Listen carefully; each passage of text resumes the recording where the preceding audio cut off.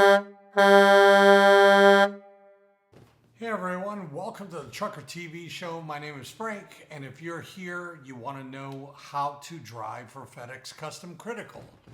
So let's get right to it. First things, the number one question I always get asked, can you drive solo at FedEx Custom Critical? And the answer is yes, you can drive solo at FedEx Custom Critical if you can find a fleet owner that is willing to let you drive solo at FedEx Custom Critical, or if you bring your own truck and you are able to sign it on to FedEx Custom Critical and survive as a solo driver. Now, to understand how you can drive at FedEx Custom Critical, I want to explain to you the ins and outs of this business and how it works. So FedEx Custom Critical is what's known as a non-asset based carrier, which means they don't own any trucks. So you either bring your own truck or you go to work for someone that owns a truck and leases it to FedEx Custom Critical. So non-asset based carrier, no trucks, no assets. Myself, I'm not only a driver, but I am a fleet owner. I have trucks and you can come drive for me, or you can find another fleet and you can go drive for them. In return, you're going to get a percentage of the revenue that that truck makes. So that's how that works. FedEx Custom Critical, non-asset based carrier. You're an independent contractor working for a fleet owner, or you own your own truck and come over. As for me and my fleet, we only contract with teams, and that's established teams. I would say that more than 90% of fleet owners who let drivers contract with them or allow drivers to contract with them are team based. We are only working with established teams. In other words, I'm not going to help you find a teammate to drive with. You have to bring a teammate with you, somebody that you know, somebody that you trust, and you guys are going to be a team together.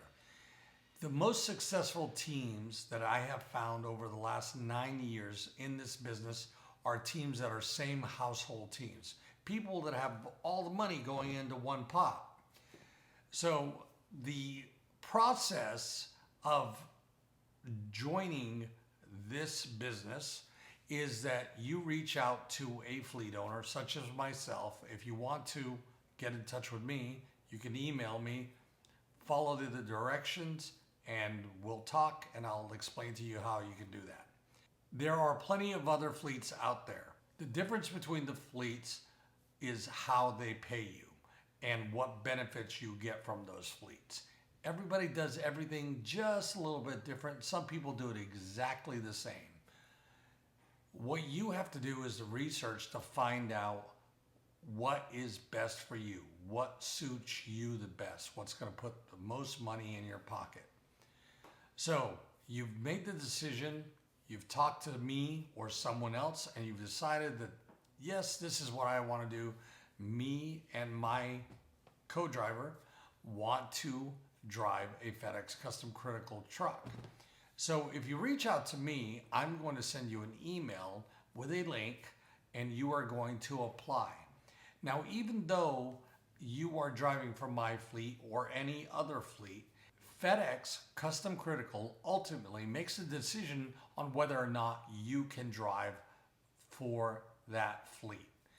So if you're going to drive a truck that says FedEx on it, and they're going to give you freight and you're going to interact with their customers, one, they want to know that you are who you say you are. One, they want to know what your background is. They want to know that you are a safe driver, and they want to know that you pass all the prerequisites set by them. Once they say, yes, you can drive for FedEx Custom Critical, you can operate one of these vehicles with our name on it. At that point, you interact with me or the fleet owner that you are going to work for. That's when the onboarding onto my company or any other fleet that you decide to go with begins. So the how you're going to get paid, signing of the lease. And people say, well, what is a lease? A lease is a contract. In trucking, a lease is another fancy word for a contract. The contract outlines your responsibilities and my responsibility. Or if you go to work for somebody else, your responsibilities and the other fleet's responsibilities. Who's going to pay for what? There's no money exchange as far as ownership or anything like that. You want to know who's going to pay for the maintenance, who's going to pay for the fuel, what the percentage of the loads that you're going to get paid, what items on those loads that you're going to get paid, because there are a myriad of different items that are types of pay that some people pay for and other people don't. I'll go into that in another video. So it's as simple as that. One of the things is the qualifications.